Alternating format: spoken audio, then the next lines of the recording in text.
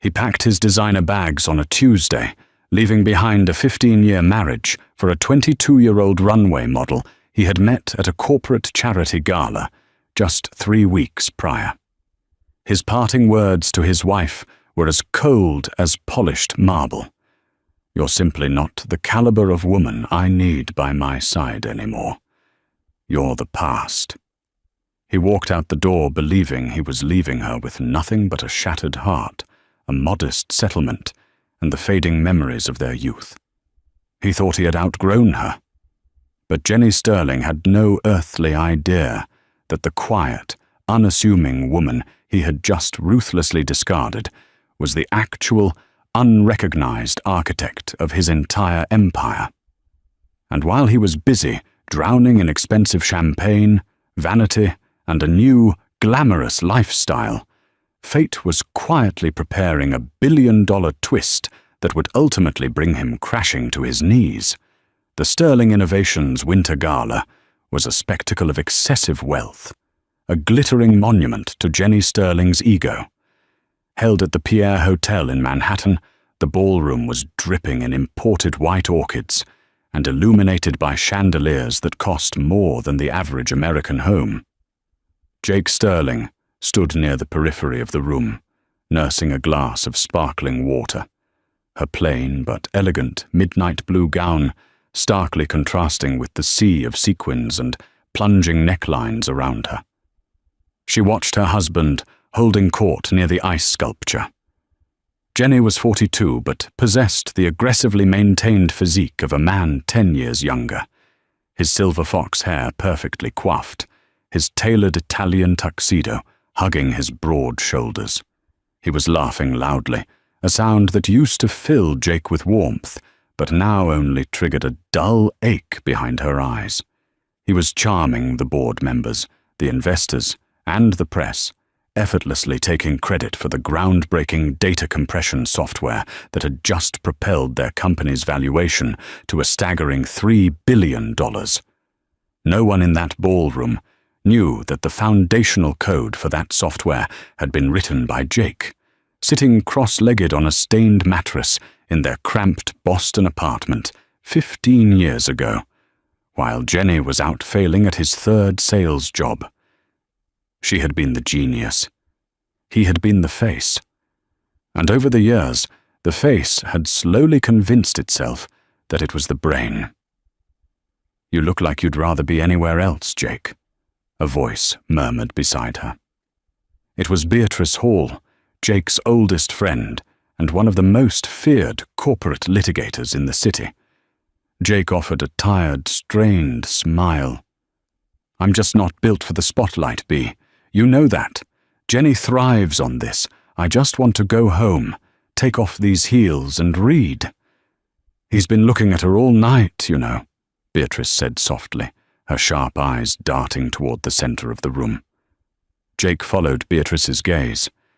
Standing just a few feet away from Jenny was Savannah Croft. She was 22, a rising star in the high-fashion world, with legs that seemed to go on forever, cascading platinum blonde hair, and a smile that looked both angelic and predatory.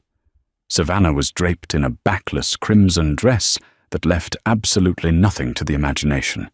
And Beatrice was right. Jenny's eyes kept drifting back to her, lingering on the curve of her spine, sharing secret, knowing smirks across the crowded room. "She's the new brand ambassador for the lifestyle division," Jake said, trying to keep her voice steady, though a cold knot was forming in her stomach. "It's just business." "Jake, please," Beatrice sighed, gripping her friend's arm. "Don't play the naive wife. You're too smart for that." The knot in Jake's stomach tightened. She excused herself, feeling suddenly claustrophobic, and made her way toward the private VIP suites on the mezzanine level, seeking a few minutes of quiet. As she walked down the heavily carpeted hallway, the thumping bass of the ballroom faded into a muffled hum. She approached the suite Jenny had reserved for private meetings. The heavy oak door was slightly ajar. Jake pushed it open, expecting to find an empty room where she could catch her breath. Instead, she found the end of her life as she knew it. Jenny had Savannah pressed against the mahogany conference table. The model's hands were tangled in Jenny's perfectly styled hair, and they were kissing with a desperate, frantic energy that knocked a crystal decanter onto the floor, shattering it into pieces. Jake froze. The air left her lungs in a painful rush. The sound of the breaking glass caused Jenny to snap his head around. For a fraction of a second, Jake expected to see panic, guilt, or at least shock on her husband's face. Instead, Jenny simply straightened his tie, his expression hardening into an icy mask of annoyance. Savannah didn't even bother to look embarrassed. She offered Jake a lazy, triumphant smirk and reached for her glass of champagne. "Jenny?" Jake whispered, her voice trembling. "Close the door, Jake," Jenny commanded, his tone devoid of any warmth. "You're making a scene." "I'm making a scene," she repeated, the shock slowly melting into a blinding, searing pain. You are with her. Here, while our friends and colleagues are right downstairs." "Let's not do the hysterical wife routine," Jenny sighed, stepping away from the table and smoothing down his lapels. "It's undignified. Savannah, darling, give us a moment." Savannah picked up her designer clutch, trailing her manicured fingers lightly across Jenny's chest as she walked past him. She paused at the door, looking Jake up and down with blatant pity. "He told me you were drab, but honestly, I expected more of a fight," she whispered, before slipping out into the hallway. Jake felt the room spin. "How long?" she demanded, tears finally breaching the dam and spilling down her cheeks. 6 months, Jenny said flatly, pouring himself a drink from a secondary bottle on the bar cart. He didn't look at her. "And honestly, Jake, it's a relief that you finally know. I was getting exhausted, trying to keep up the charade." "The charade? We've been married for 15 years, Jenny. We built this life together." "No, Jake," Jenny snapped, finally turning to face her, his eyes blazing with arrogant defiance. "I built this life. I made the deals. I shook the hands. I charmed the investors. You sat behind a computer screen in the dark. Don't confuse your clerical work with my vision. I am a billionaire CEO. You are a shut-in who still wears cardigans from a decade ago." The cruelty of his words hit her like a physical blow. The man she had loved, the man she had sacrificed her own potential for, was looking at her as if she were a piece of garbage he had accidentally stepped on. "I want a divorce," Jenny stated, his voice devoid of any emotion. "I've already had Kelsey draw up the preliminary papers. I'm moving Savannah into the penthouse tomorrow. I expect you to be packed and gone by the end of the weekend." "The penthouse?" Jake gasped, her legs giving out as she sank into a leather armchair. "That's my home. I decorated every inch of it. It's corporate property, Jake, and as of yesterday, you are no longer affiliated with Sterling Innovations. You're fired. I'll see you in court." He walked past her, the scent of his expensive cologne lingering in the air like a toxin, leaving Jake alone in the shattered remains of her marriage. The next 48 hours were a blur of trauma, legal jargon, and profound humiliation. Jake retreated to the sprawling, 3-story Manhattan penthouse that she had spent years turning into a sanctuary. She walked through the rooms like a ghost, tracing the edges of the custom furniture, looking at the art they had bought together in Paris, feeling as though she had been thrust into an alternate reality. Her peace was violently interrupted on Thursday morning, when Kelsey Pendleton, Jenny's ruthless bulldog of an attorney, arrived at the door accompanied by 2 private security guards.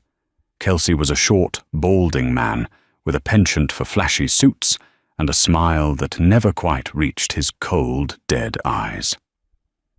"Good morning, Mrs. Sterling," Kelsey said, barely waiting for her to step aside before walking into the foyer. He handed her a thick manila folder. "I'm here to formally serve you. Furthermore, I am here to oversee your exit from the premises." Jake, dressed in sweatpants and an oversized sweater, stared at the folder. "My exit?" "Jenny gave me until the weekend." "Plans change," Kelsey smiled thinly. "Mr. Sterling and Miss Croft are returning from a brief trip to St. Bart's this evening, and Miss Croft wishes to begin redecorating immediately. Security is here to ensure you only take personal items. No art, no electronics, no furniture, only clothing and personal jewelry." "This is my home," Jake said, her voice shaking with a mixture of rage and profound grief. "You can't just throw me out on the street." "Actually, we can," Kelsey replied, opening his briefcase and pulling out a document that made Jake's blood run cold. It was the post-nuptial agreement. 3 years ago, when Sterling Innovations was facing a massive, frivolous lawsuit from a competitor, Jenny had come to her in a panic. He told her that if the company lost, their personal assets could be seized. He begged her to sign a post-nuptial agreement, claiming it was a complex legal maneuver purely designed to protect their home and her personal wealth by transferring the bulk of the assets into a shielded corporate trust under his sole control. He had kissed her forehead, told her he loved her, and said it was just paperwork. She had trusted him implicitly. She hadn't even had her own lawyer read it. "As you can see, Section 4, Paragraph B," Kelsey pointed with a manicured finger. "You waived your right to alimony, spousal support, and any claim to the primary residence, secondary residences, and all corporate holdings. In the event of a divorce, you are entitled to a one-time payout of $500,000. That's it. $500,000. To the average person, it was a windfall, but Jenny was worth over $3 billion. Jake had built the foundational technology that made that valuation possible, and now she was being legally robbed of her life's work and discarded like trash. "He planned this," Jake whispered, the horrifying realization washing over her. "He planned this 3 years ago." Kelsey merely shrugged. "Mr. Sterling is a visionary. He looks ahead. Now please, start packing. The guards will supervise." By 3 p.m., Jake found herself standing on the sidewalk in the freezing New York wind, flanked by 4 suitcases containing 15 years of her life. She had nowhere to go. She pulled out her phone and dialed the only person she could trust. Beatrice Hall arrived 20 minutes later in a sleek black town car. When she saw Jake standing on the curb, shivering and broken, Beatrice's professional composure cracked. She threw her arms around her friend, ushering her into the warmth of the car. "I'm going to destroy him," Beatrice vowed, her voice vibrating with a lethal intensity as the car pulled away. "I am going to rip Kelsey Pendleton's license to shreds, and I am going to make Jenny bleed." They went to Beatrice's brownstone in Brooklyn. For the first week, Jake couldn't eat. She barely slept. She was tormented by the relentless news cycle and social media. Jenny hadn't just left her. He was parading Savannah around like a trophy. Magazines published glossy spreads of the new It couple. Savannah's Instagram was a daily torture device, showing the model posing in Jake's kitchen, wearing Jake's favorite vintage diamond necklace, which Jenny claimed he couldn't find when she was packing, and lounging on the yacht that Jake had named. But the deepest cut came when Beatrice forced Jake to sit down at her dining room table, spreading out the financial disclosures Kelsey had smugly sent over. "It's worse than we thought, Jake," Beatrice said gently, sliding a stack of bank statements toward her. "The post-nup is ironclad. It was drafted by a legal team that specializes in screwing over spouses. But that's not the worst part. Look at these transfers." Jake squinted at the numbers. Over the past 2 years, Jenny had been quietly siphoning millions of dollars out of their joint accounts and funneling them into offshore shell companies. He had been buying real estate in Savannah's name. He had drained the liquidity they had saved for their future. "He deliberately starved your personal accounts," Beatrice explained, her jaw clenched. "He wanted to make sure that when he finally pulled the trigger, you wouldn't have a war chest to fight him in court. He wants you to take the 500,000 and disappear because you can't afford a protracted legal battle." Jake stared at the papers. The man she had loved had not merely fallen out of love with her. He had executed a calculated, years-long psychological and financial assassination. He wanted her ruined. He wanted her powerless. A heavy, suffocating silence filled the room. Jake looked down at her hands. They were shaking. But as she stared at the damning evidence of Jenny's betrayal, the crushing weight of her depression began to shift. The sadness was burning away, leaving behind something hot, sharp, and terrifyingly clear.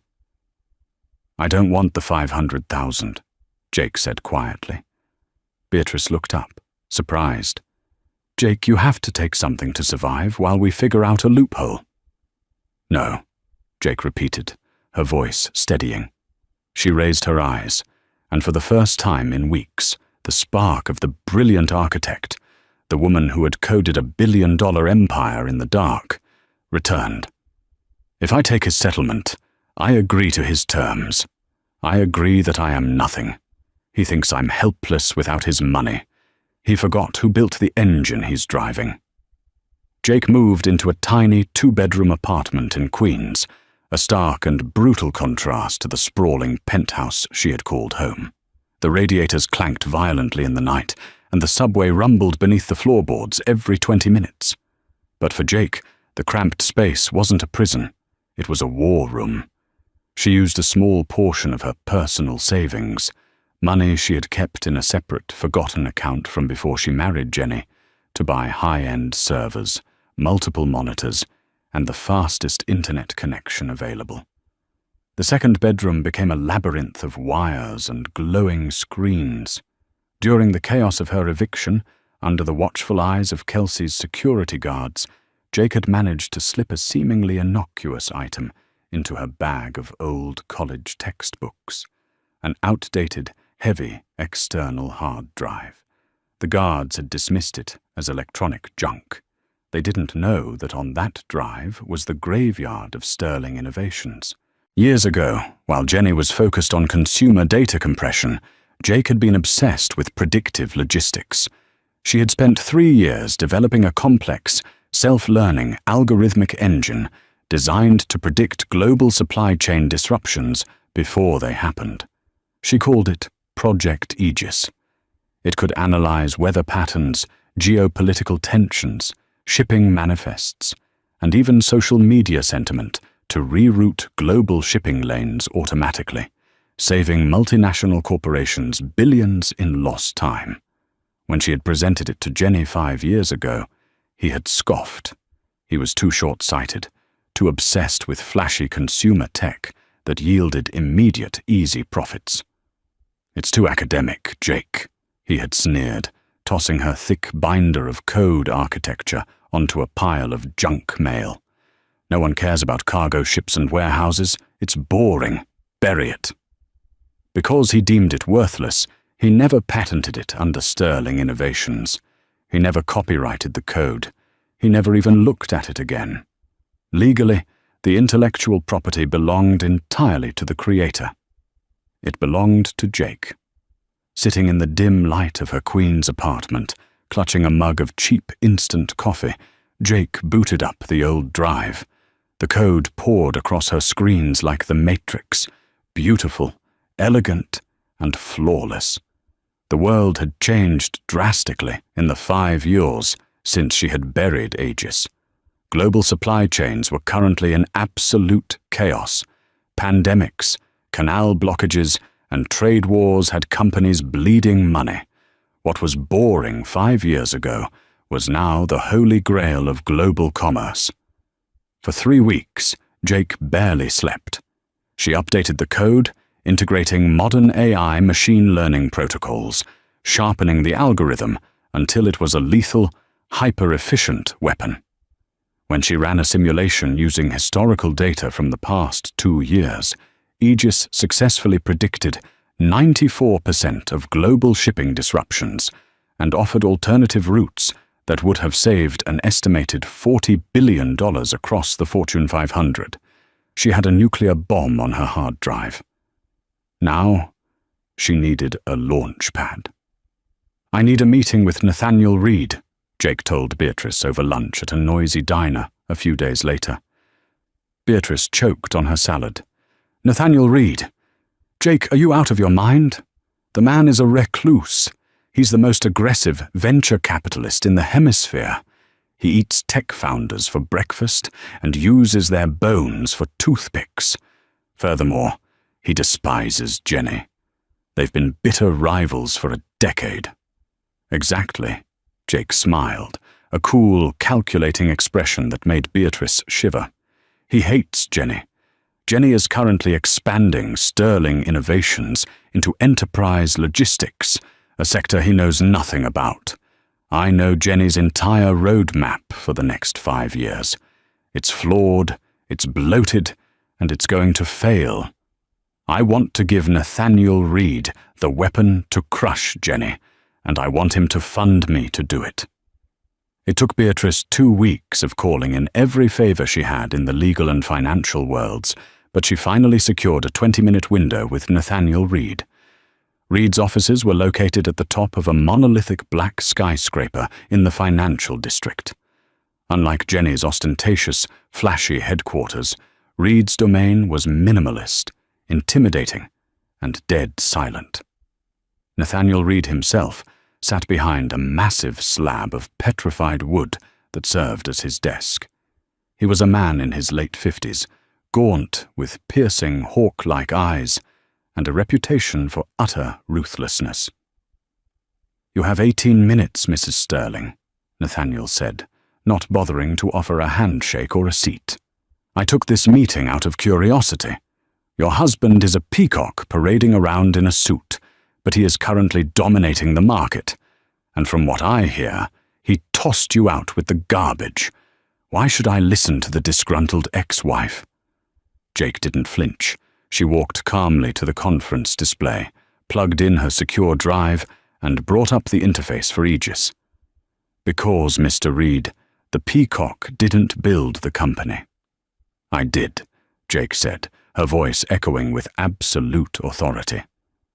"I wrote the compression algorithm that made him rich, and while he is currently burning through capital to build a logistics network that will take him 5 years to optimize, I have already solved the problem." She initiated a live simulation on the massive screen. She pulled real-time data from global maritime databases, highlighting a developing storm system off the coast of Asia and a simultaneous labor strike at a port in Rotterdam. Within seconds, Aegis analyzed the dual threats, calculated the financial impact on 12 different industries, and immediately generated predictive rerouting models that bypassed the bottlenecks entirely. Nathaniel Reed sat up straight, his mocking demeanor vanishing instantly. The silence in the room was absolute as he watched the numbers crunch at a speed that defied logic. "You ran this on live data?" Reed demanded, standing up and walking slowly toward the screen, mesmerized. "The processing efficiency. It's unprecedented. How long have you been developing this?" "I started it 5 years ago. Jenny told me it was useless." Jake closed the laptop, letting the screen go black. She turned to face the billionaire. "Sterling Innovations is built on my past. This is the future. I am asking for $50 million in seed capital, a 20% equity stake for your firm, and complete autonomy over the board." Reed looked at her, his eyes narrowing as he assessed the woman standing before him.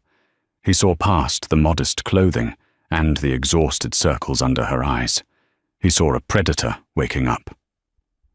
$50 million is a massive gamble on a solo founder who has been out of the game, Reed challenged, though the hunger in his voice betrayed his interest.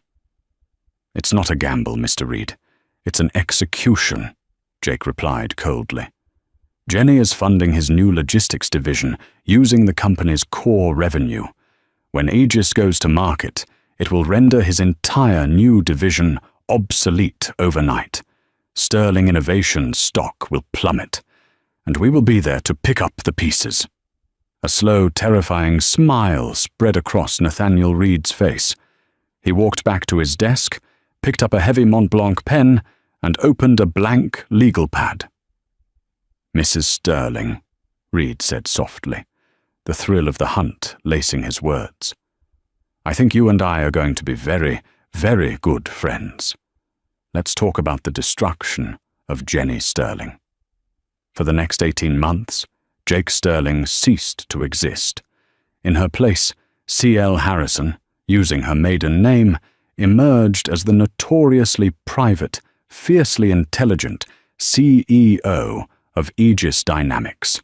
With Nathaniel Reed's $50 million seed investment, Jake didn't just rent an office, she built a fortress. Located on the 42nd floor of a sleek, glass-paneled tower in Hudson Yards, Aegis Dynamics operated with the secrecy of a military black ops unit. There were no flashy launch parties, no press releases, and no social media campaigns. Nathaniel insisted on a stealth mode operation. They were building a guillotine, and you didn't show the condemned the blade until their head was already on the block. Jake worked 90-hour weeks. The hesitant, soft-spoken woman who used to hide in the shadows of the Sterling Innovations ballroom was gone. She had traded her oversized cardigans and messy buns for sharply tailored Armani suits and a sleek, chin-length bob. The transformation wasn't a superficial attempt to compete with a 22-year-old model. It was the physical manifestation of a woman who had finally stepped into her own power. She was commanding a team of 60 elite software engineers, data scientists, and maritime logistics experts. Her first major strategic move was a quiet, ruthless poaching campaign. David Orris, the brilliant but chronically underappreciated lead systems architect at Sterling Innovations, was the first to defect.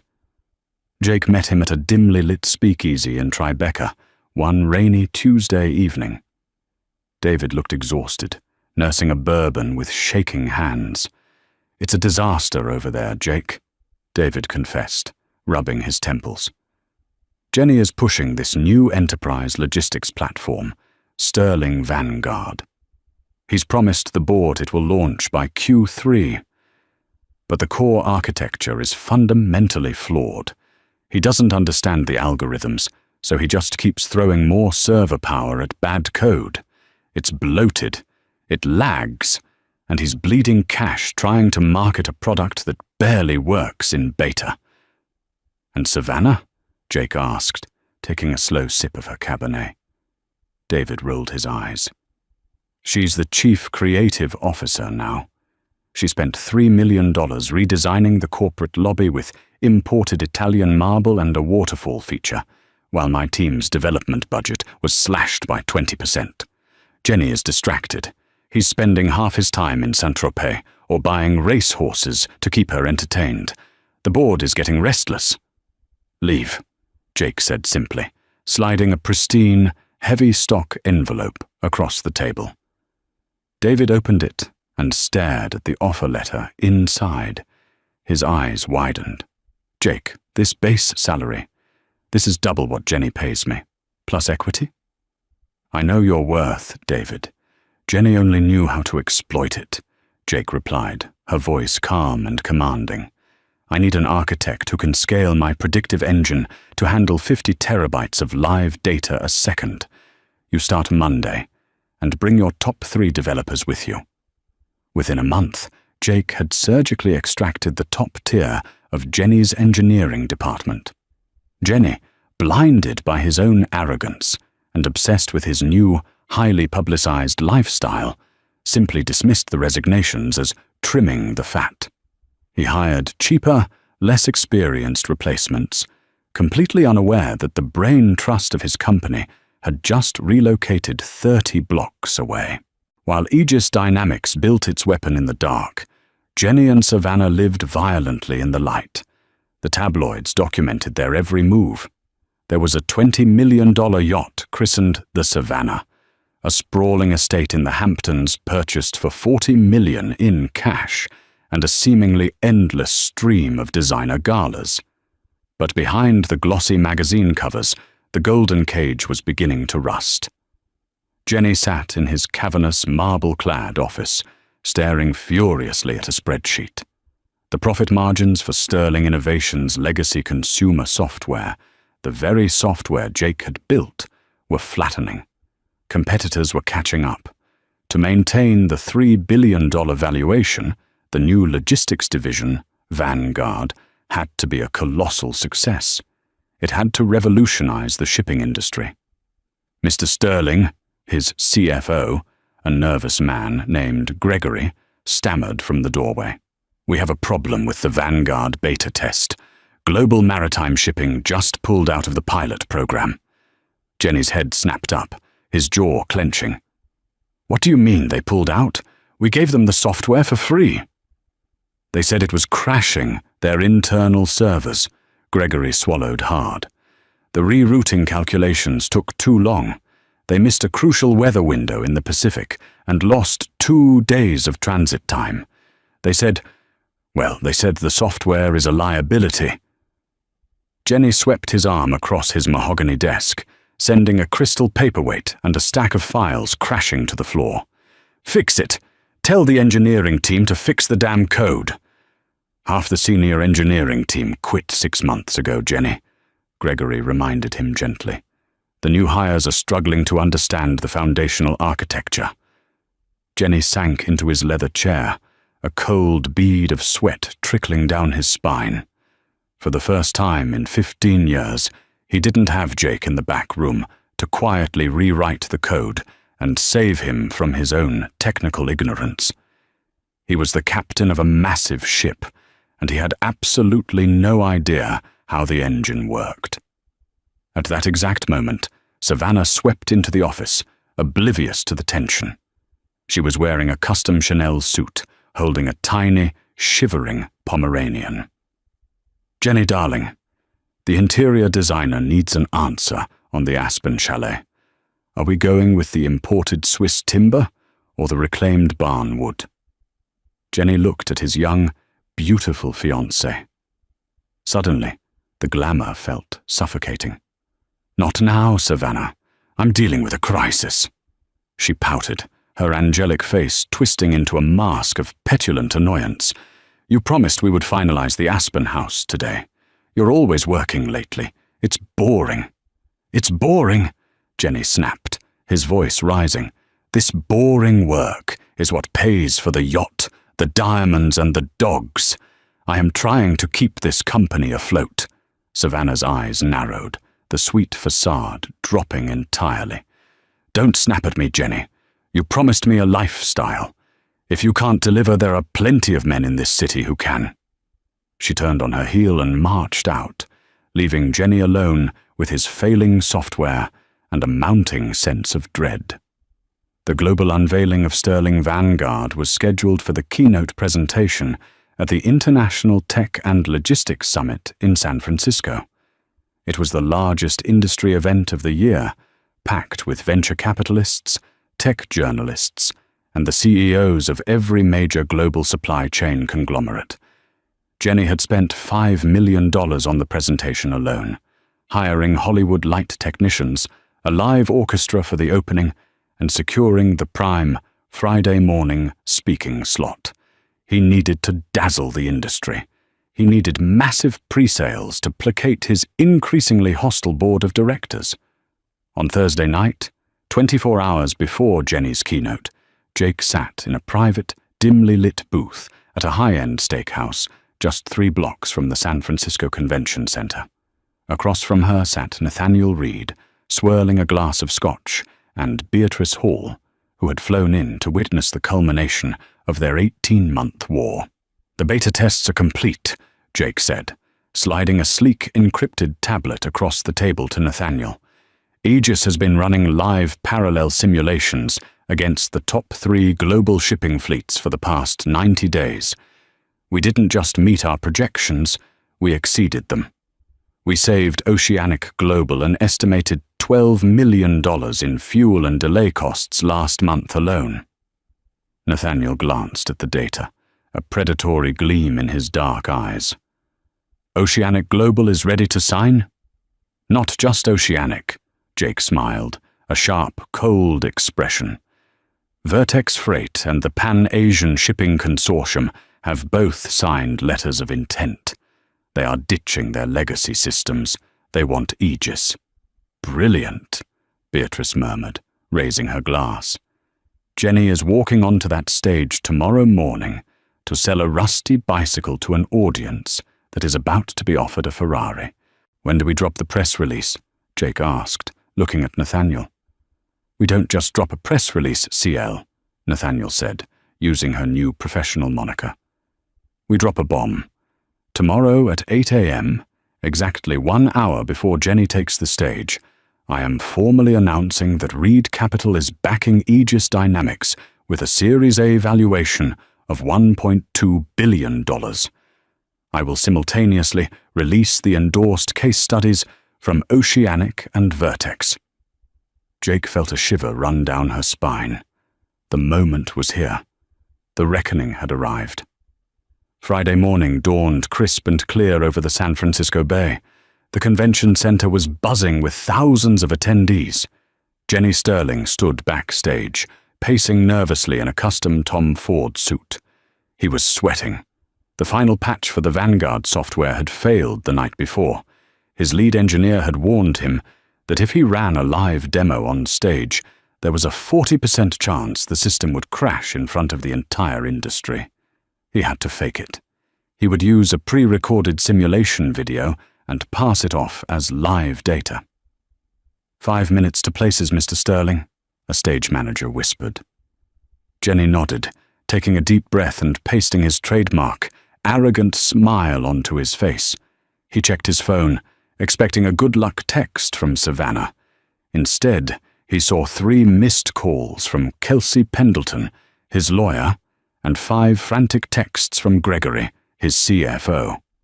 Frowning, Jenny dialed Gregory. The CFO answered on the first ring, sounding like he was hyperventilating. "Jenny, have you seen the news? Have you looked at the financial terminals?" Gregory shouted over the line. "No, I'm about to go on stage. What is it?" Jenny hissed, annoyed. "It's over, Jenny. The Vanguard launch is dead on arrival," Gregory stammered. Nathaniel Reed just held an impromptu press conference at the St. Regis. He announced a new logistics AI called Aegis Dynamics. It's exactly what we've been trying to build. But it actually works. Oceanic Global and Vertex Freight just publicly endorsed it. They announced they are signing exclusive contracts with Aegis. They won't even look at Vanguard now. The blood drained from Jenny's face. The convention center walls seemed to close in on him. Nathaniel Reed. How did he beat us to market? Who the hell is running Aegis Dynamics? They haven't announced the CEO's name yet, just that she's a visionary, Gregory said, his voice trembling. Jenny, our stock is already plummeting in pre-market trading. The board is calling an emergency meeting for Monday. They're talking about a vote of no confidence. "Stop panicking," Jenny barked, though his own heart was hammering against his ribs like a trapped bird. "Reed is bluffing. It's vaporware. I'll go out there, pitch Vanguard, and we'll buy Aegis out on Monday. Find out who this CEO is. Offer them whatever they want. 50 million, 100 million. Just acquire the damn code so we can absorb it." "Mr. Sterling, you're on," the stage manager interrupted, pointing to the curtain. Jenny shoved his phone into his pocket and walked out into the blinding stage lights. The applause from the massive auditorium was polite, but not thunderous. As he stepped to the podium, he looked out into the sea of faces. In the front row, sitting dead center, was Nathaniel Reed. The billionaire venture capitalist wasn't looking at his phone or taking notes. He was staring directly at Jenny, a terrifying, knowing smirk playing on his lips. Jenny's mouth went dry. He launched into his rehearsed pitch, but the energy in the room was completely dead. People were whispering, checking their phones, scrolling through the Aegis press release that was dominating the morning news cycle. When Jenny finally played his pre-recorded live simulation, it looked clunky and rudimentary compared to the staggering metrics Reed had just published. It was a bloodbath. When Jenny finished, there were no questions from the press about his software. The first journalist to stand up simply asked, "Mr. Sterling, how does Vanguard plan to compete with the predictive AI models just unveiled by Aegis Dynamics, which already has the backing of the top 3 global shipping firms?" Jenny completely froze. He mumbled a non-committal corporate platitude and practically fled the stage. Back in his hotel suite, the atmosphere was funereal. Kelsey Pendleton and Gregory were on a conference call, frantically trying to mitigate the disaster. Savannah was sitting on the velvet sofa, scrolling angrily through Instagram, completely disengaged from the financial collapse happening around her. "I got a meeting," Kelsey announced, muting the phone. He looked at Jenny, his usually cold eyes wide with shock. "I reached out to Reed Capital. They agreed to an emergency acquisition meeting at their local offices here in San Francisco at 3 p.m. But Jenny, they set the starting price at $500 million. In cash." Jenny collapsed into a chair, rubbing his face. "We don't have $500 million in liquid cash. We've burned too much on Vanguard, and on other things." He glanced resentfully at Savannah's massive diamond ring. "We can leverage the company's remaining assets," Kelsey said grimly. "If we don't buy Aegis, Sterling Innovations will be bankrupt in 2 years. This is a hostage negotiation, Jenny. You have to swallow your pride and grovel to whoever this Aegis CEO is. Beg them to take stock options instead of cash." At 2:55 p.m., Jenny and Kelsey walked into the ultra-modern, glass-walled boardroom of Reed Capital's San Francisco branch. Nathaniel Reed was already seated at the head of the long obsidian table, looking relaxed and immensely satisfied. "Nathaniel," Jenny said through gritted teeth, forcing a tight smile. "Congratulations on the launch. It was a hell of a PR stunt. Let's skip the posturing. I want to buy Aegis." "I know you do, Jenny," Nathaniel chuckled, leaning back in his chair. "But I don't own Aegis. I merely fund it. You'll have to negotiate with the majority shareholder and CEO." "Fine," Jenny snapped, impatient and humiliated. "Where is he?" The heavy oak doors at the back of the boardroom opened. The rhythmic click of designer heels echoed on the hardwood floor. "She is right here, Jenny," a voice said. Jenny spun around. Standing in the doorway, radiating absolute authority and dressed in an immaculate, razor-sharp charcoal suit, was Jake. She walked to the head of the table, pulling out the chair opposite Jenny. She didn't look like the broken, weeping woman he had discarded in a hotel suite 18 months ago. She looked like an executioner. Jenny's mouth fell open. He looked from Jake to Nathaniel, and then back to Jake, his brain completely short-circuited. "Jake? What are you doing here?" Jake sat down, folding her hands elegantly on the table. She looked at her ex-husband, taking in his pale, sweating face, his panicked eyes. For 18 months, she had dreamed of this exact moment. She thought she would feel rage or perhaps vindication. But looking at him now, stripped of his power and begging for salvation, she felt absolutely nothing but cold, clinical detachment. "Hello, Jenny," Jake said, her voice smooth as glass. "I believe you wanted to discuss buying my company. But before we begin, I need to correct you on one thing." She leaned forward, locking eyes with the man who had tried to destroy her. "Aegis Dynamics is not for sale. I didn't bring you here to negotiate. I brought you here to watch you realize that you are finished. The silence in the Reed Capital boardroom was absolute. The ambient hum of the San Francisco traffic 40 stories below seemed to vanish, leaving only the sound of Jenny Sterling's shallow, panicked breathing. He stared at his ex-wife, his mind violently rejecting the reality of the situation. Jake sat before him, perfectly composed, her gaze as sharp and unforgiving as cut glass. "This is a joke," Jenny finally stammered, looking frantically at Nathaniel Reed, then at his lawyer, Kelsey Pendleton. "This is some kind of corporate extortion. She's my ex-wife. She doesn't have the capital or the technical capability to build a billion-dollar AI infrastructure." "I built the infrastructure you're currently standing on, Jenny," Jake replied, her voice dangerously quiet. "You just never bothered to look at the blueprints. Aegis is the evolution of the predictive logistics engine I showed you 5 years ago. The one you called boring and told me to bury." Kelsey Pendleton, sensing the catastrophic legal implications, leaned forward, his usual smugness replaced by a sheen of cold sweat. "Mr. Reed, if this is true, then Mrs. Sterling developed this technology while married to my client. Under the terms of their post-nuptial agreement, any intellectual property developed during the marriage belongs to Sterling Innovations. We will file an injunction tomorrow morning and seize Aegis Dynamics." Nathaniel Reed burst into genuine, booming laughter. He reached into his tailored suit jacket and pulled out a silver cigar tube, rolling it thoughtfully between his fingers. "Kelsey, you really are a spectacularly lazy lawyer," Beatrice Hall said, stepping into the boardroom from the adjoining office. She was carrying a thick, leather-bound portfolio. "You were so eager to protect Jenny's assets and screw over my client that you drafted the most aggressive, ironclad separation of property clause in New York state history." Beatrice tossed a copy of the post-nuptial agreement onto the obsidian table. It landed with a heavy thud in front of Kelsey.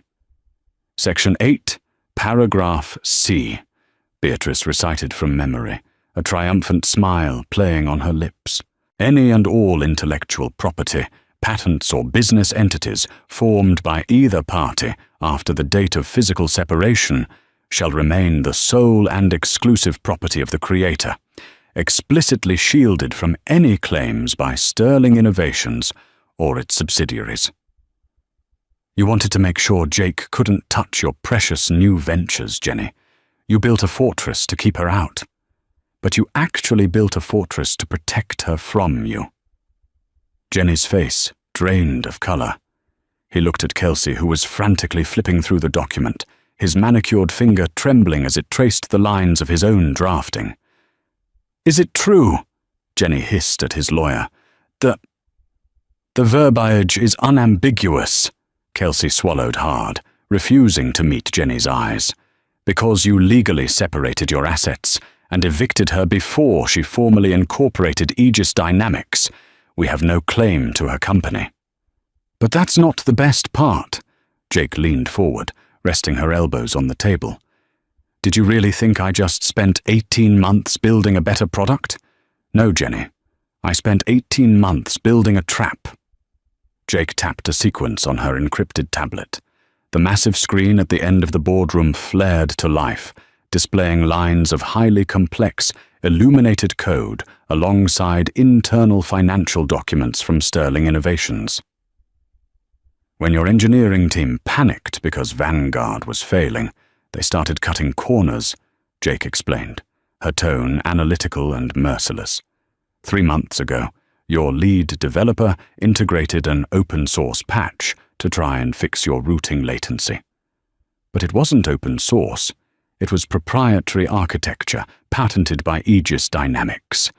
I seeded it through a proxy server, knowing your desperate, inexperienced team would steal it without doing their due diligence. Jenny gripped the edge of the table, his knuckles turning white. "You set us up. I let you hang yourself," Jake corrected. Sterling Vanguard is built on stolen, patented Aegis code, which means your entire new division is illegal. Yesterday, Beatrice filed a multi-billion-dollar intellectual property theft lawsuit against Sterling Innovations in federal court. The SEC was notified this morning. By the time the opening bell rings on Wall Street on Monday, your stock will be suspended pending investigation. Jenny jumped up from his chair, knocking it backward onto the hardwood floor. You bitch! You're destroying the company. My company! It was never your company, Jake said, standing up to meet him, her presence filling the room. You were just the mascot, and the mascot's routine has gotten old. Jenny lunged forward, but Nathaniel Reed's private security detail materialized from the shadows, instantly stepping between them. Jenny stood there, chest heaving, his tailored suit suddenly looking like a clown's costume. He looked at Nathaniel, desperate for a lifeline. Nathaniel, please. We're businessmen. We can make a deal. I'll give you 50% of Sterling Innovations. Just pull the lawsuit. Nathaniel looked at Jenny with a mixture of pity and profound disgust. Sterling Innovations is dead, Jenny. It's a toxic asset. I wouldn't buy it for $1. You are currently standing in the headquarters of the new titan of industry. And she, he gestured to Jake, is the apex predator. Get out of my office. The weekend was a bloodbath. The news of the federal lawsuit and the SEC investigation broke on Bloomberg and CNBC by Sunday morning. Sterling Innovations' board of directors held an emergency, panicked Zoom call. When Jenny tried to log in, he found his access revoked. An hour later, Gregory, the CFO, called to inform him that the board had unanimously voted to terminate him as CEO with cause, stripping him of his golden parachute. Jenny returned to the $40 million Hamptons estate, seeking solace, only to find the gates wide open and a fleet of moving trucks in the driveway. He ran inside, his heart pounding in his throat. Savannah was standing in the grand foyer, surrounded by Louis Vuitton steamer trunks, directing 3 movers in Russian. She was wearing a massive sable coat and oversized Celine sunglasses. "Savannah, what are you doing?" Jenny shouted, his voice cracking. She lowered her sunglasses, looking at him as if he were a stranger who had accidentally wandered onto her property. "I'm leaving, Jenny. Obviously." "Leaving? Now? When I need you most, the board just ousted me." "I know," Savannah sighed, checking her diamond-encrusted Patek Philippe watch. "Kelsey called me. He said your assets are going to be frozen by Tuesday, and that you're likely facing bankruptcy because of the lawsuit. I'm a brand ambassador, Jenny. I can't be associated with a broke, disgraced fraud. It's bad for my image." "I left my wife for you," Jenny screamed, the sheer indignity of the situation finally breaking his carefully cultivated facade. "I bought you everything." "And I enjoyed it," Savannah smiled, completely devoid of empathy. "But the money is gone, and frankly, you've been incredibly stressed and boring lately. Alexander is waiting for me in the jet." "Alexander? Alexander Petrov," Jenny gasped, naming the Russian oligarch who had recently outbid him on a mega yacht. "He owns his own shipping fleet," Savannah purred, turning toward the door. "And apparently he just signed a very lucrative contract with a company called Aegis. He's in a great mood. Goodbye, Jenny. Don't lose the dogs." She swept out of the door, leaving Jenny standing completely alone in a cavernous, empty mansion that he could no longer afford, surrounded by the ghosts of his own hubris. 2 years later. The autumn air in Manhattan was crisp, but inside the sprawling penthouse suite of the Aegis Dynamics global headquarters in Hudson Yards, it was warm and buzzing with quiet efficiency. Jake Sterling, she had kept the name, letting her own success overwrite his legacy, stood by the floor-to-ceiling windows, looking out over the glittering skyline of the city that had once threatened to swallow her whole. She wore a sleek, tailored emerald pantsuit, holding a mug of artisanal coffee. On her massive minimalist desk sat the latest issue of Forbes magazine. Jake's face graced the cover. The headline read, "The Architect of the Future: How Jake Sterling Built a $50 billion Logistics Empire in the Dark." The twisting saga of Jenny's downfall had become Wall Street legend.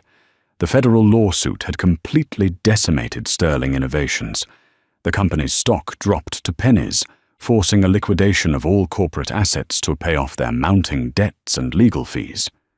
In a move of poetic, absolute dominance, Jake had used a fraction of Aegis Dynamics' quarterly profits to buy the bankrupt remains of Sterling Innovations at auction. She didn't buy it to run it. She bought it to dismantle it. She absorbed their patents, repurposed their server farms, and turned Jenny's opulent, marble-clad former headquarters into a subsidized coding academy for underprivileged young women. As for Jenny, the fallout had been apocalyptic. Beatrice Hall had taken him back to civil court, proving that the offshore accounts he had hidden during their divorce constituted massive financial fraud. The judge had invalidated the original post-nuptial agreement entirely, awarding Jake half of his hidden, remaining wealth. The legal fees, the SEC fines, and Savannah's extravagant unpaid credit card bills had drained the rest. The last Jake had heard, Jenny was living in a cramped, noisy one-bedroom apartment in New Jersey, working as a mid-level regional sales manager for a company that sold printer toner. The silver fox hair had thinned, the arrogant posture had crumbled, and the man who had once believed he was the center of the universe had faded into complete obscurity.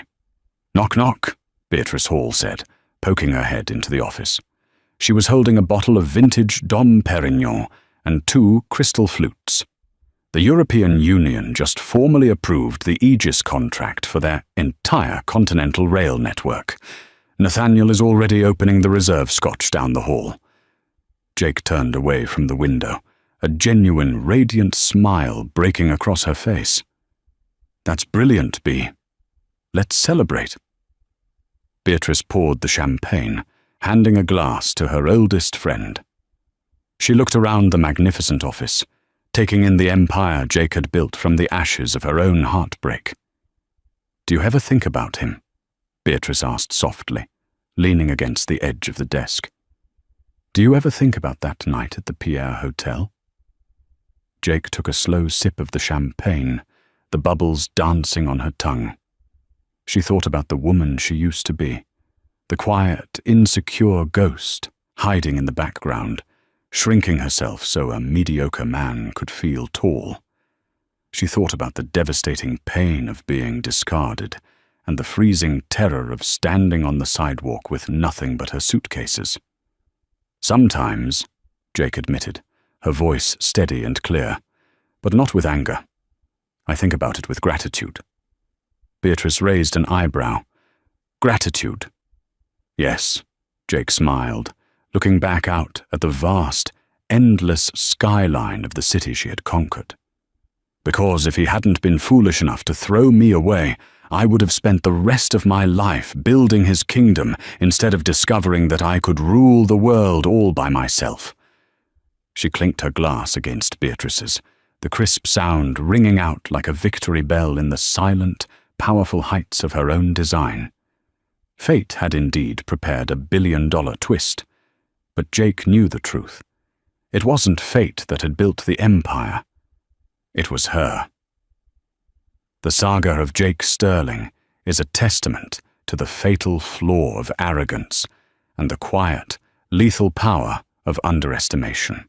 Jenny Sterling believed that wealth and status were born from loud charm and ruthless vanity, failing to realize that his entire empire was anchored by the silent brilliance of the woman he discarded. By severing her from his life, he didn't just lose a wife, he severed his connection to his own lifeblood. Jake's transformation from a dismissed, background figure into an unstoppable industry, Titan illustrates that true power doesn't need a spotlight to grow. It builds its foundation in the dark. Ultimately, the story serves as a thrilling reminder. Never mistake someone's quiet loyalty for weakness, because the architect you betray today might just be the one who engineers your total collapse tomorrow.